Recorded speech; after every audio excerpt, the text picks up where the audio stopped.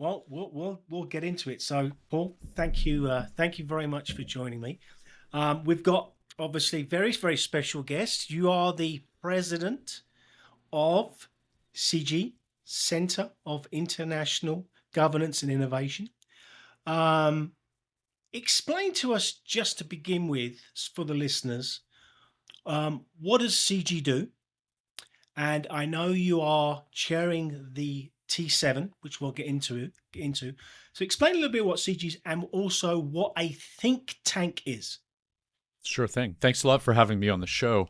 So CIGI was founded about the same time as the G20, that group of the 20 largest economies in the world. And the idea was that that was where the action was going to take place. You know, the decisions on how do we nudge climate change action in the right way, or how do we deal with a global pandemic or financial crisis. And so that was the model that CIGI was designed around, that there are these major issues that require some additional thought and some additional action, and we can help catalyze that. It's evolved from that as the G20 has not proven as effective as people would have hoped, right? It's and especially now it's kind of broken down. Fights between the US, Russia, China, and others have spilled over.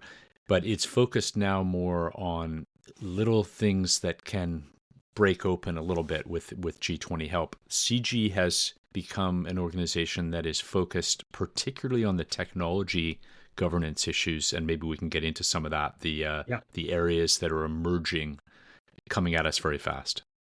Yeah, I obviously doing a bit of research with it. I didn't realize that CIGI had influenced the G20. I think it was 2005 I read that it's, influenced the G20. So I know you just mentioned, so in terms of the breakdown, I mean, how can these leaders come together and try and sort out G20? I know we want to talk about G7, but I mean, sure. It's all connected. Yeah, well, so the G20 grew into a leaders meeting and other ministers from what was originally the finance track, kind of a technical conversation around financial issues, trade to some degree. And Paul Martin was the Prime Minister of Canada at the time you're referring to. And he said, why don't we raise up the G20 to the leaders level? And then the global financial crisis hit in 2007, and leaders said, yeah, we got to meet. And it's stuck ever since. So that's how that happened. It started off as a finance discussion. To some degree, it's going back to the future a little bit, where the leaders are more politically divided in the G20, but those technical discussions still matter, right? So those are going to happen regardless of whether there's fights, at the highest level or not. Yeah. So G7, obviously the group of seven. It's the 50th anniversary of the G7 this year. And within, obviously, the G20, G7, there's always these little engagement groups that are obviously very, very important. So T7, talk just a little bit about the T7. What is the T7, Think Tank 7? Yeah. Explain to us a little bit about what the T7 is and what we do. So even just to back up a tiny bit, that the G7, of course, is 7 countries, all of which are part of the G20, right? So it's a subset of, European countries, Canada, the United States, and Japan. And then the Think 7, or the T7, is one of the complementary pieces to help support that whole global discussion that year. So the Think 7 came together, I think, about 5 years ago now, to help feed in what think tanks around the world think are the most important issues. Or, here's an innovative idea on an issue that you're struggling with, G7. Let us put this on the table to try to help you solve it. Think about innovative ways on it, or get something on your radar that's not there, right? Like, then that's happened over time, where new issues, whether they were around outer space a few years ago or pandemics, and this kind of work happens often in think tanks and then becomes very useful in the context of either a crisis or hopefully preventing that crisis before. So how many think tank. I mean, I believe there's what, like 6,500 think tanks I read around the Mhm. world. So how many of the think tanks actually are involved in the T7? And the whole mission is to, like you said, discuss Yeah, task forces. And I know you've got 4 task forces for this one. So right. how does that all come about? And the primary mission of the T7 and within that G7 framework, and you obviously discuss and you give white papers. So explain that, how all that works. Yeah, so you asked earlier, what is a think tank? So let's Yeah. start with that. That a Yeah. think tank is a little bit of a self-label, right? So Right. there's a whole range of these groups that are doing analysis and ultimately providing advice to policymakers. That's really what a think tank is doing. They're trying to influence the policy direction of governments, of legislation, the World Bank, you know, these kinds of organizations. But they range from those that would be totally independent and nonpartisan, or kind of not have a political affiliation, to those that would be directly affiliated with governments around the world, that are kind of like their think tank, semi-independent, or even a private company that sets up kind of a think tank. So they're and in universities set up think tanks. So there's this huge spectrum of them. There are literally thousands. There's probably a smaller core of the truly independent, non-politically aligned ones that have their own money and therefore are independent. Those are the ones that we're working with the most closely. It's not just limited to the G7 countries. Like, we've put out a call for ideas that's global. We're trying to use those global ideas in the G7 context. So, you name any country in the G20, they are involved, and then some countries beyond that in this process that we're doing. And are you have live events, or is it all virtual? I mean, they all come and convene like the G7 and the B7. We do a lot of virtual events because it just makes sense for Yeah. global participants. It's obviously way easier on, the environmental impact of that, there's the ease of not traveling. We are going to do an in-person event on April 1st and 2nd in Waterloo, and that'll be a hybrid event. There'll be a lot of people there, as well as we'll open it up to a global virtual conversation as well, because not everyone can travel. Yeah. No. No. Exactly. So who then decides what topics? Do you come Mm, together each year as a group? Because I know you've yeah, got 4 topics this year. yeah, Task Force One, you have with the transformative technologies and AI and quantum, which is obviously technical, probably a way above my brain power. And we can talk about these. And we got digitalization of the global economy, number two, environmental, energy, and sustainable development, very important, and then global peace and security. right. So you guys come together and talk about these issues. Yeah, to some degree, you've got two cuts at it. One, or you've got those perennial issues, right? Peace and security. There's always going to be something there, to Yeah. talk about, right? Whether it's resolving a current issue like in the Ukraine or the Middle East, or whether there's a broader issue about, weapons control or new, autonomous weapons, these kinds of things. So some of those are just, they're there virtually every year, right? And then there's something that the think tanks can contribute. In our year, we wanted more of a focus on technology Yeah. and technology governance because we're so focused on that. And the Canadian government as well indicated a lot of interest to focus on these issues of emerging technologies, whether it's artificial intelligence or some new quantum technology, and we could unpack that a little bit as we go through this. But the digital economy one would be, again, just a core issue. It's coming at us everywhere, right? Like the Yeah. digital impact of everything in every country is there. So these weren't hard topics to pick, and there's quite a bit of continuity between them year to year. So AI and Yeah, quantum. I mean, AI is absolutely everywhere right now. I mean, yeah, I know obviously a couple of years ago there was the actors strike, and they're all worried about AI and all these fake images, and I think it's a little bit troublesome. I mean, it's brilliant in certain aspects, and I've obviously put it in my business, and because I think if you're not using it, but how can we? I think protect ourselves a little bit, and then also explain quantum because that's another sure. level. So AI is definitely a double-edged sword, as you're saying right now. Yes. But so let's just even frame it a bit more. That I think if you look at the world right now, as a whole, it reminds me a lot of that famous Dickens novel, A Tale of Two Cities, right? So it's the greatest time to be alive on the planet, as a Yep. human. It's also a time of the greatest risks to humanity and civilization, right? And AI kind of has supercharged that to some degree, by being a dual use technology, meaning that it can be used for military purposes or for, nefarious purposes, as well as very good purposes, right? To get more efficient electricity grids or distribute money more efficiently to those who need it. All of those kinds of applications, as well as just the creative and interesting parts of it. So AI is definitely. I like to think about it in two ways. One is, if you think of when the automobile really came along in the early 1900s, it was an incredible moment of transition where you went from the horse and buggy everywhere and all the infrastructure around that to automobiles. And for automobiles to work well, they were revolutionary. You needed not only to promote that technology and get lots of builders and move prices down and have gas stations, you needed rules around speed. You needed rules around safety. You needed all of these things. And very few people saw that initially because it just had so many implications. And AI is that on steroids for sure, right? Because it's an everything technology. It's a little bit like when the printing press came out. It not only was a revolution in terms of books and people suddenly had access to things, but it had a social implication because you could promote ideas, beyond the power of the church.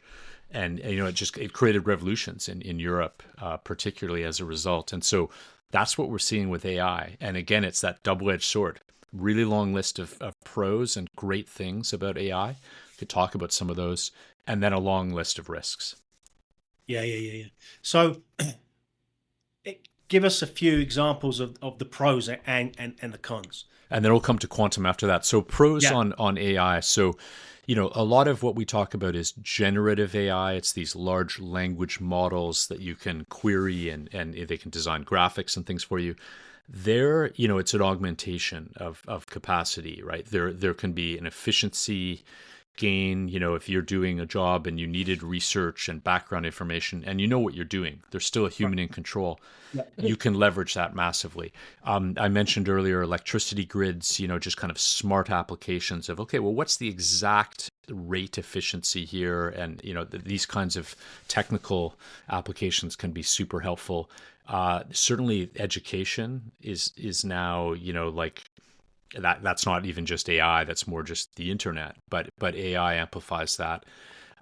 There's an ability to just create a whole new markets, right, of creative industries. If AI really takes off, then you could have autonomous laboratories, essentially, where people are no longer in the lab, but there's AI things doing experiments and advancing, a new materials experiment or something like that.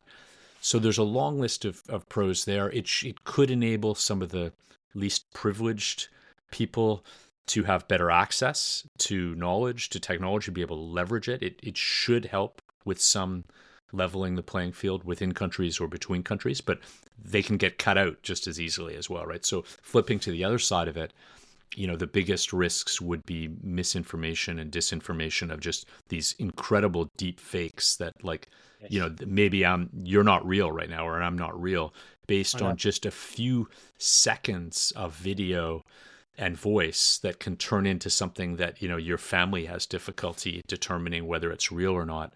That has huge implications for democracy, for elections, for scams.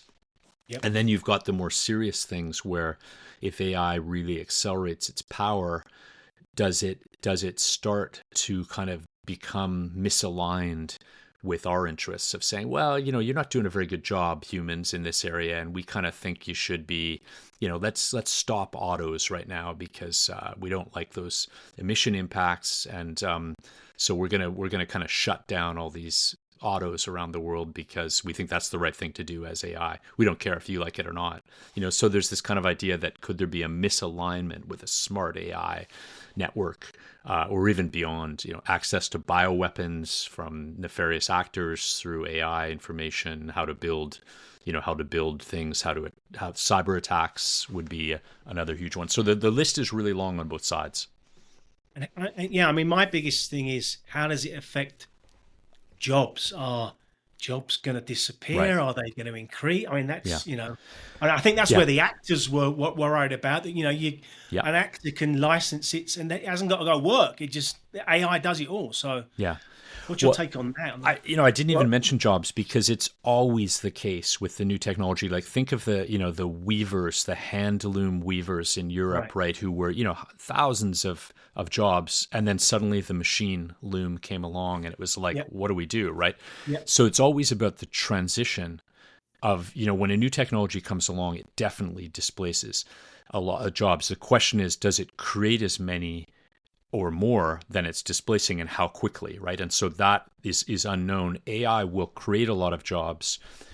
Will it create more than it destroys? I think there's a good chance that that's the case, but will it do so quickly? So you're right. Right. Like say the actors in Hollywood, or if you suddenly just got cut out, you've got The Rock and a few Yeah. others kind of gave away their likeness, and people say we don't need a new Rock because we've got the No. old one forever. Okay. Yeah. That obviously for those people, that is just a revolutionary change, right? It's an existential crisis.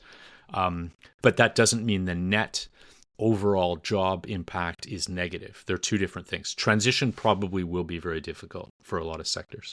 Well, I mean, just thinking AI, you can bring back some of the legendary Hollywood actors and make a film again with Yeah. them. And then that seems kind of cool, but then it yeah. prevents, there's less space for the new, Yeah. the new emerging actor, actress, Yeah. right? Yeah.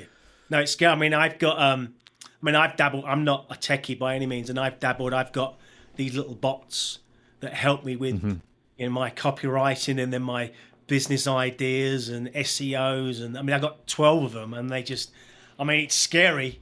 I mean, some of them are great, some of them are not so great, but you have to be careful, especially when you do posts as well. That you still have to read your posts and make sure that what they're churning out is correct information as well. Absolutely. Human in control, right? Like the big one I didn't mention of the pros and cons is on the military side, right? Like this is the scariest area that, you can use these new AI empowered autonomous weapons to be incredibly lethal and efficient, in your own protection as a military. But they can obviously also be weapons of mass destruction or Right. weapons of no human in control. Right now, most militaries have a golden rule: the human must always be in control. But if the opponent is not abiding by that, you will be at a disadvantage in kind of head to head AI drones, say, right? So there's huge challenges on the horizon, and that's an area where we need to get some global agreements and ways of doing things with AI. Yeah. So let's tap into then quantum. How Yeah. because how does quantum? I mean, they Yeah. sort of parallel, do they Mhm. not? Do they go hand in hand? How does They it? can. I mean, so quantum technology is the most fundamental technology on the earth because Right. it's actually about natural systems, right? Like this is how natural systems are quantum systems. So the way that we think about quantum technology now is often along three tracks. And the first one is quantum computing. Let me come back to that one last. The other ones are more about other quantum technologies like sensor technologies, like the origin of a lot of like the MRI, like that's quantum. There are applications of quantum to sensing environmental systems, radar systems, and things like that. And that quantum technology is moving along quite a bit and is less in the public eye, but there's some significant advance there. And then the last area is the quantum encryption. And so that's partly related, it's significantly related to quantum computing in that if quantum computers come online fully, they will be able to crack any current digital binary coding system, instantly because they're just so much more powerful. So you have to get quantum proof ready, post quantum encryption. And so there's a huge initiative on that about just secure communications, secure banking information, and all of that, right? To get ready for these computers, which are functioning now, these quantum computers, but they have very little, capacity, and therefore they're not yet. It's kind of like the earliest transistor computer that when they were first starting out, they were, the size of rooms and didn't and couldn't do much, right? Quantum computing is there. It looks like it's going to break out, but no one knows when. And this is why then you have these think tank summits to actually discuss all these good and bad stuff coming in the future that then you can then share with the leaders, because obviously, I mean, they're dealing with a lot of stuff themselves. So, I mean, it's a good opportunity then for you to share with the leaders. Hey, listen, this is what we've, Yeah. Is that why all these little break-off groups, T7, B7, have all come about? Yeah, that's right. So, like again, with the quantum example, so we're focused on providing advice for this post-quantum encryption. There are some principles and guidelines of how you would do that. And so, say you take the G7 countries, they have an interest in coordinating on this, right? And using best practices and lessons. And so that's something that's like, hey, they're aware of it, but we're emphasizing the importance and saying like, do this. So that would be an example of kind of a up and coming issue. And then other ones might be, well, how do you solve a current problem? Like, what do we do? We're kind of stuck on say, another one would be digital economy. Like, what's the role of cryptocurrency going to be alongside central bank, digital currencies or others? Like, how do these things all fit together? Like, what do we do with that? What's the best thinking around those current issues that the governments around the world are struggling with? So, as you said, digital economy. So that's your task force number 2. Right. We'll do it. We've done number 1.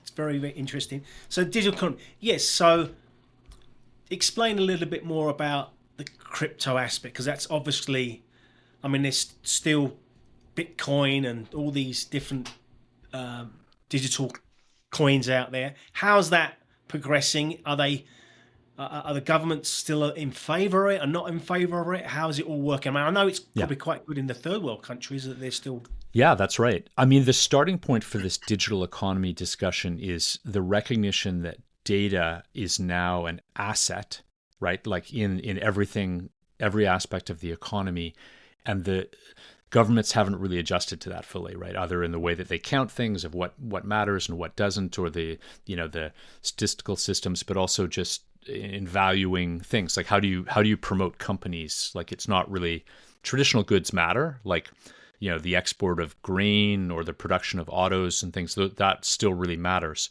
But a lot of the economy is driven now by these intangibles. The largest stocks, the largest company market caps are mostly in these intangible spaces, right? Like the FANG. So how is crypto playing into this?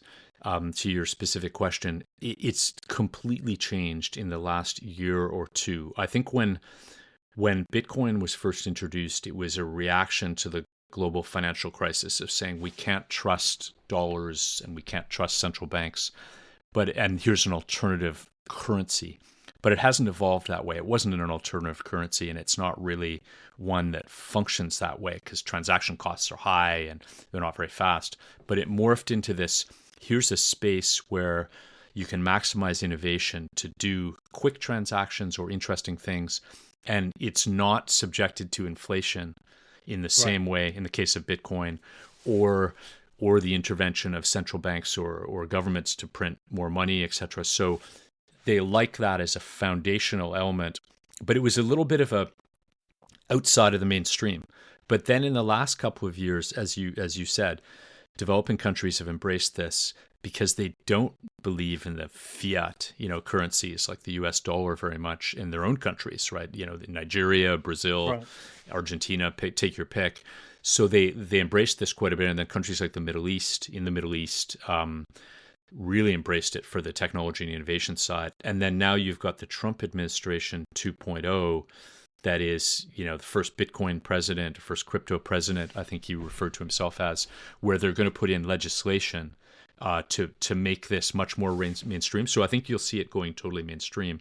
And there's one final thing on it is the role of U.S. dollar, which is right now supreme. Could that be extended out further through the use of U.S. dollar stable coins, which is a way to get other countries to use the U.S. dollar in the informal parts of the economy, and could strengthen the U.S. dollar at a time when there's a lot of challenges to the U.S. dollar role? Yeah, I mean, it's fascinating. I don't fully understand the crypto aspect of it. I mean, a few years ago we did do a publication around G7, G20 matters, and we booked a few crypto companies, and they said, "Chris, can we pay you in crypto?" And I'm like, Yeah. You need a wallet. You need a wallet. No, I did it. It was fun, but yeah, I'm not too. I don't quite. I mean, it's fascinating. It's still fairly technical, and there are a lot Yes. of scams out there, right? The problem is that the fear factor is high because the majority, even of those cryptos out there, are either scams or they're a house of cards, right? But there are thousands of them, and so you only need, a handful of really good ones. But there's not enough regulation around it to be clear of what's good and what isn't. Well, we had that issue a couple of years ago with that company that went bankrupt, didn't it? With Sam, and I can't remember his last name. That is now in FTX, jail. Sam Bankman-Fried. Yeah, that's it. Yeah. Yeah. So Yes, and those will continue. And they've, any sector that emerges, you get that Wild West kind of, it's the innovation is high and the risks are high, and until the dust settles a bit, it's you got to be very careful. So talking about obviously think tanks again and what you guys doing. So how would you then relay that message to the leaders? What would you what advice would you give them about the digital economy and the crypto aspect of it? Well, maybe there'd be, three key messages. The first one would be that what I said about the role of data in your economy. So you're any one of the G7 economies. How are you treating data right now? Do you control your own data? Do you control what's coming in and what's going out? There's a major issue, and the Europeans have been very focused on this of privacy, about are you getting value for your data, right? If all of your data goes into big companies and then they use that for ads and to kind of sell profiles and things, you've kind of lost some data sovereignty there, right? And so are you recognizing the value of data in a fundamental way in your economy, promoting those companies that are up and coming in that space, and then protecting personal data? That would be point one. Point two would be on this, let's call it digital assets, because it's broader than crypto. That includes that whole gamut of non-fungible tokens, digital stable coins. As I mentioned, what's your plan on that? To me, it's inevitable that it's becoming mainstream. And so you want to embrace that. There was a lot of, previously, even under the Biden administration in the United States, we're not going to go there. We don't think that's the way to go. We like the traditional system. So every country needs a plan on that right now of how are they embracing it and how are, offensive and defensive. And maybe the final one is on trade, the way that international trade is framed right now. A lot of it would be about traditional goods and services, right? How do our consultants have access to your country, through our trade agreement? Can we send autos across the border, tariff free, or oil and gas? What about these companies that are working in intangibles that don't have borders, where it's all about intellectual property? Are you ready for that? Have you transformed the way that you position your economy and negotiate these kind of deals in a way that embraces the new world of intangibles? Yeah, no, it's fascinating topic. So, task force number 3, you've got environment, energy, and sustainable development. Yeah. And that's, what I mentioned, the perennials at the beginning, that's one of those topics that's always there. When we looked at it, we said, let's not just make it about climate change, although in a way, climate change is everything, right? But Right. we wanted to be able to break out elements of energy and environment in the context of sustainable development. So that's how we came up with that title. But and so energy security would be in there, like, and that's a really critical, Yeah, yeah, for many countries, right? Like, what happens if you lose access to your natural gas? I mean, look what's happened to Germany, right? About, like, yeah. what was their energy security like? To the climate change elements, biodiversity is being discussed there as well. There's the kind of whole industrial future. How do you get towards a low carbon future, just as a good model to do, but when you're still very dependent on oil and gas right now? Like, how do you make that transition? A little bit like your point on the jobs and AI. How do you make those transitions smoothly, right? What are the investment areas that they should focus on? How do you kind of just not say we're shifting overnight? You can't do that. Like, it's not an overnight shift. It's a huge infrastructure change, but it's heading that way, and there are a lot of benefits if you embrace it, right? So what's Canada going to be doing about, obviously, energy? I mean, obviously right now there's talking about all these tariffs and so Yeah, forth. I mean, again, I think America is also trying to become more energy efficient and themselves. So right. how can these two powerhouse countries deal with that? I mean, is Mm. it more wind? Is it more solar? Are hmm they drilling? I mean, what's your take on that? Well, Canada's is an energy superpower. So is the Yep. United States. Like, these are Yep. two of the biggest energy producers. Canada produces tons of oil and gas. We also have a very large amount of renewable energy, mostly hydro, right? There's Right. Yep. tons of hydroelectricity in Canada. There's a fair amount of solar and wind and, geothermal and these emerging areas. And so Canada's kind of got it all. What it doesn't have is an easy way to export that energy, because energy doesn't, it's hard to move stuff through wires far, and it's expensive to get oil or natural gas out. And so Canada's super dependent on an infrastructure that goes south, right? And even to get to the eastern part of Canada, some of those pipelines cut across the US. And so that has been a fundamental wake-up call for Canada about, if you can't trust your partner to the south, and it's Right. not a forever friendship, your own energy situation is in jeopardy, right? And so that has been a huge deal for Canada. But, is that still the right structure for Canada? U.S. is going to expand oil and gas under the Trump administration, almost certainly, in Alaska, drill baby drill mantra. So it sets back the climate change transition, the green transition a little bit, right? I think that will be slowed down. Not clear to me that it was on a super fast track anyway under previous administrations, and of course the Paris Agreement Yeah. commitments are not being met by most countries, right? So the climate change commitments are not going well. I think they're still heading in the right direction, but at a slower pace than they were. So do you think is it right for Trump to come out the Paris Agreement again? I mean, because I know he's saying that, listen, at the end of the day, China are polluting and their gases are coming over to Yeah. America. So Hmm. I'm coming out, because if they're not doing it, I mean, what's your take on It's that? not the right thing to do. I mean, the overall direction is, global cooperation on climate change is essential, right? And so the kind of message of, we're not in Paris is kind of political positioning, right? China is now the biggest emitter of greenhouse gases by far, but because these greenhouse gases live for a while in the atmosphere, there are a lot of other ones up there that still Right. haven't kind of cycled out, that are not Chinese, right? So there's an historical greenhouse gas kind of cost to pay here, right? So you can't put it all on China, but at the Yeah. same time, it's going to matter what China. It's kind of in China's hands now, right, in terms of the future, and India will come up there shortly. So there needs to be a huge focus on China, but the others, it's not the right thing to do to just kind of say, we've done our bit, which the U.S. Yeah. hasn't. They need to stick with it. They've got other priorities as well, but kind of withdrawal from Paris is not the right frame.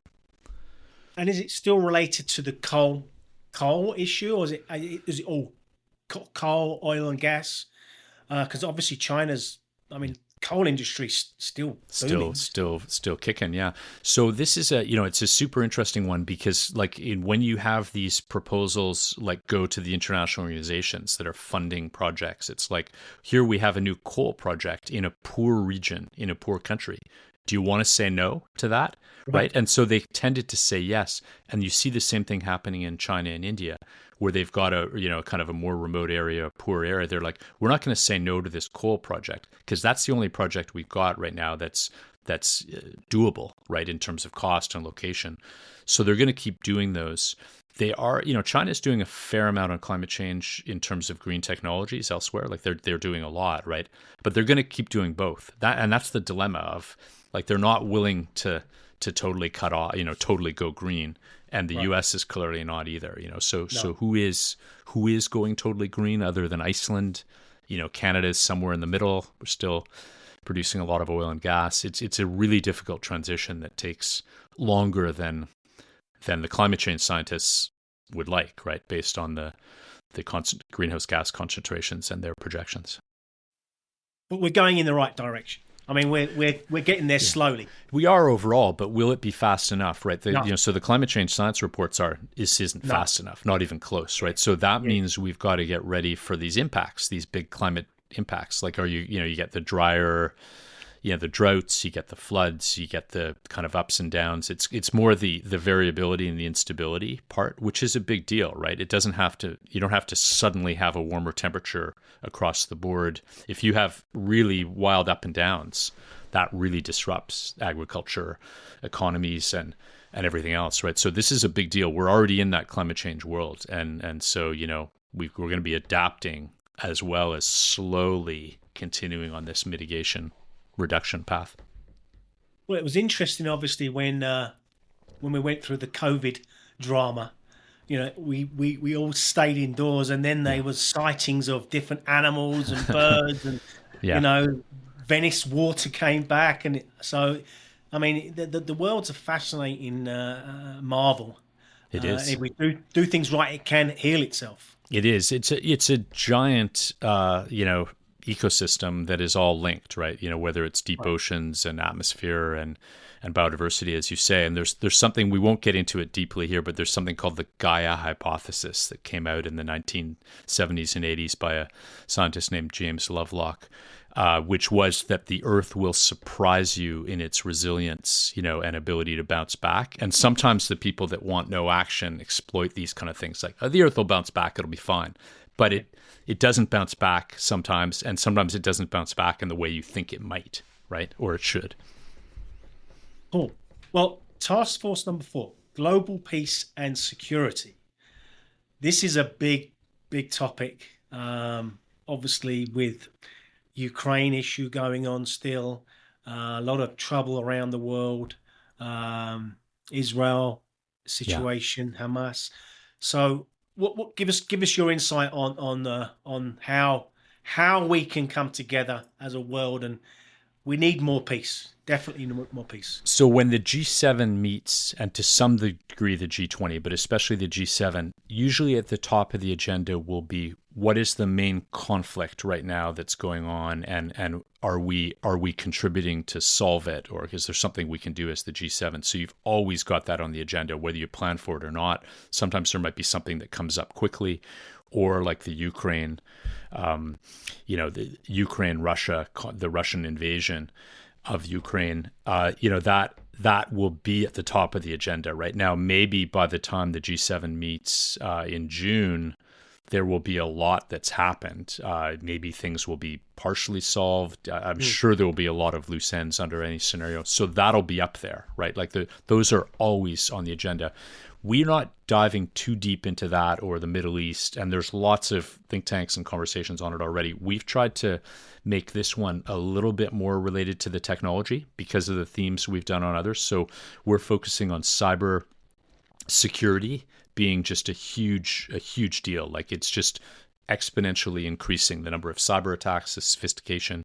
AI contributes to that, right? By, like, let's make an even more sophisticated find a hole, or kind of some kind of fake cyber attack on an organization using good information AI generated. We're also looking at the autonomous weapons that I mentioned earlier, about that whole new space of just how do you deal with autonomous weapons, right? Like, there probably, well, there should be rules, like some global frameworks around, just like there have been with nuclear weapons, right?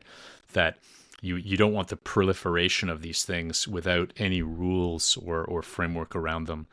And also looking a little bit at the role of international organizations and helping manage some of these conflicts. There's always these issues of, well, the conflict is a little bit of a standoff, like it might be in the Ukraine.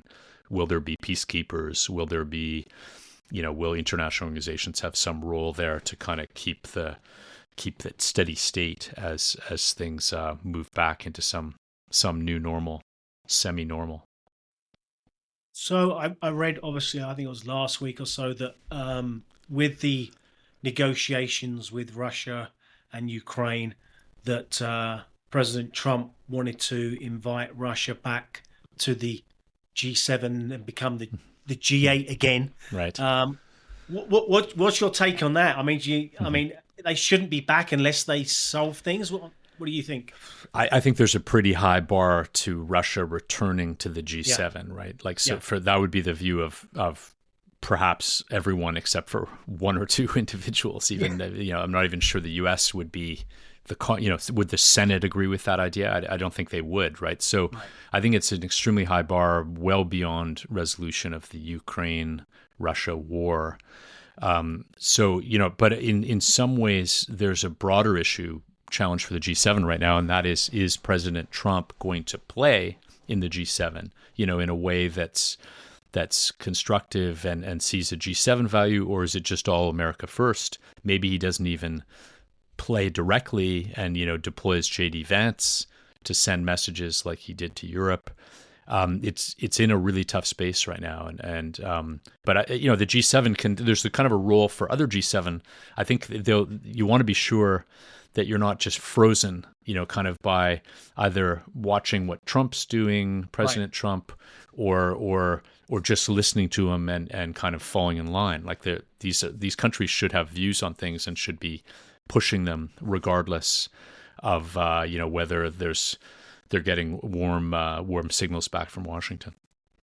Yeah, because I read, I think it was yesterday, that the US weren't at the G20 opening in South Africa. No, they weren't, and they've basically said they're not going to show up for the majority of things in South Africa. The foreign ministers, Marco Rubio, said he wouldn't be there because they object to a lot of domestic policies right now in South Africa about farmland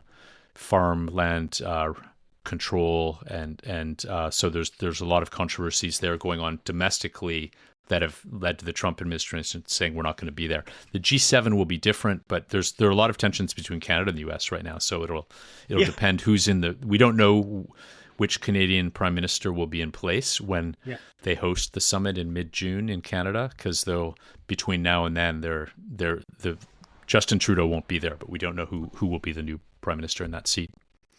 So just give us a little take on that. How, for the listeners, how is that happening? So right now, Prime Minister Trudeau's obviously resigned. He's there until when? And there's going to be elections. And then when do you see Canada having a new PM?